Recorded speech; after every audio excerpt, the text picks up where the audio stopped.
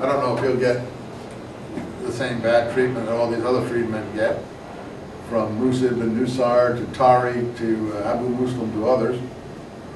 But I think Badr gets something of the same treatment in the end. In any case, Badr is older, obviously. This is a young boy, and he's got protection of these two brothers, Abdurrahman and his younger brother, and they're crossing the Euphrates or one of the rivers to escape from the Abbasid police, as the Abbasid are wiping everyone out.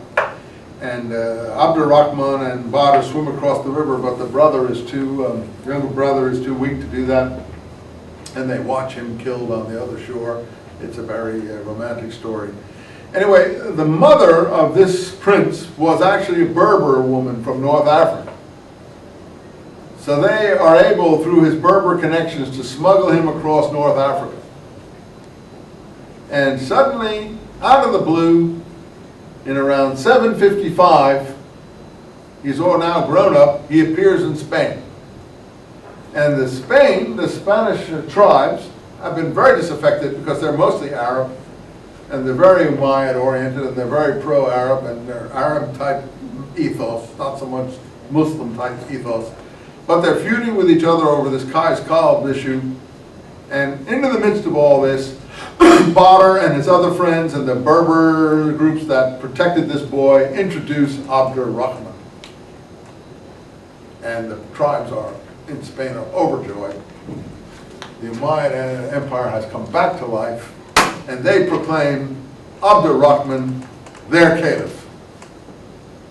And the forces in Baghdad, the Abbasid forces in Baghdad, are far too far away to do anything about it.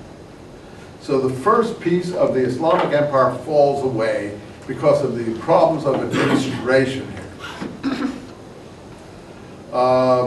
Again, I'm sorry, I forgot to mention one other little fine point of history that preceded this, because all this is a huge tapestry, as you see. You try to fill it in chronological order. But in the conquest of Spain prior to that, the Muslim armies did get to northern Spain, so they left that area here. But they also crossed the Pyrenees.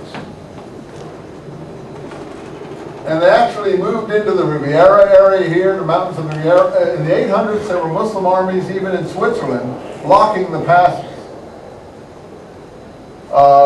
And one of these columns went up into France. And that will be the furthest north the Muslim advance went. And in 732, they were stopped in a field between the town of Tours and Poitiers. It's now called the Battle of Poitiers, but then it was called the Battle of Tours, by a group of French knights under a person called Charles Martel.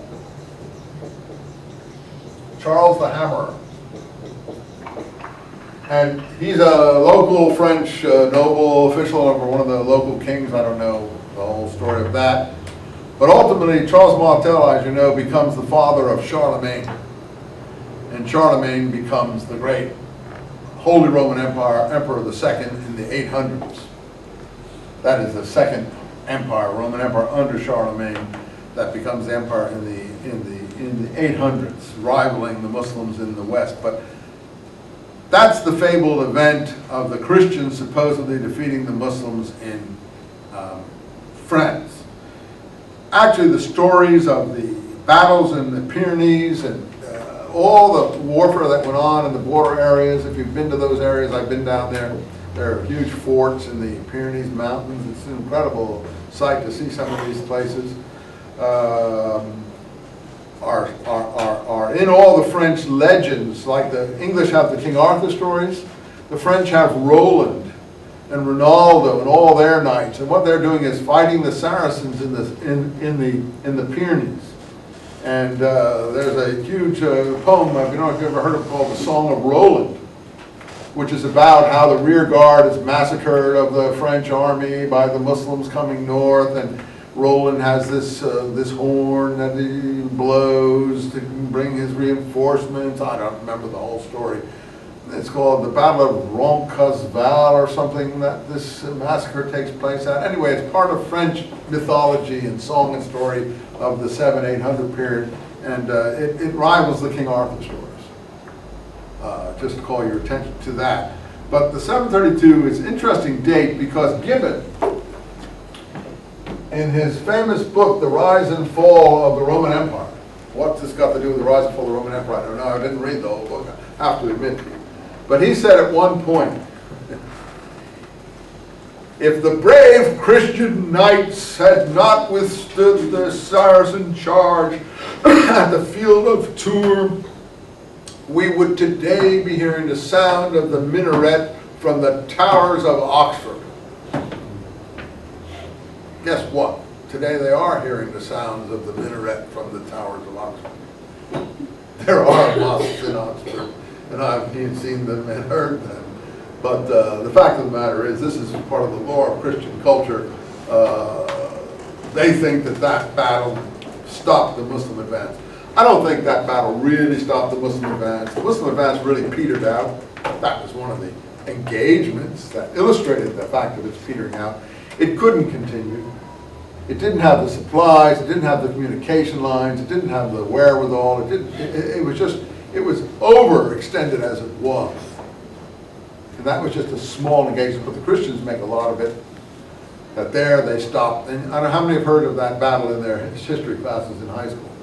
Usually they make a fuss about that battle. Yeah, it was something, but I don't. It was just a scouting party of Muslim soldiers anyway that were, stopped on that particular battlefield by the so-called brave Frankish knights or whatever you want to call them. So I'm not sure. And the Muslims did extend their influence into the paths of the Pyrenees, and they made the Mediterranean what would be considered a Muslim lake, as it was called. There was a famous Belgian historian. Why would he be interested in this? Henri Pirenne. It's called the Pirenne Thesis. That he wrote a book called Muhammad and Charlemagne. Charlemagne being the son of Charles Martel. And his thesis was that it was the conquest of the Mediterranean by the Muslims that moved European civilization to the north. And of course, coming from Belgium, he would like a thesis like that because he's in Northern Europe. But it does a lot of make sense, because he says that commerce was interrupted even between Italy and Northern Europe because of the outposts. There's Muslim place names in the Alps where contingents hung out. They moved from the Riviera up into the Alps.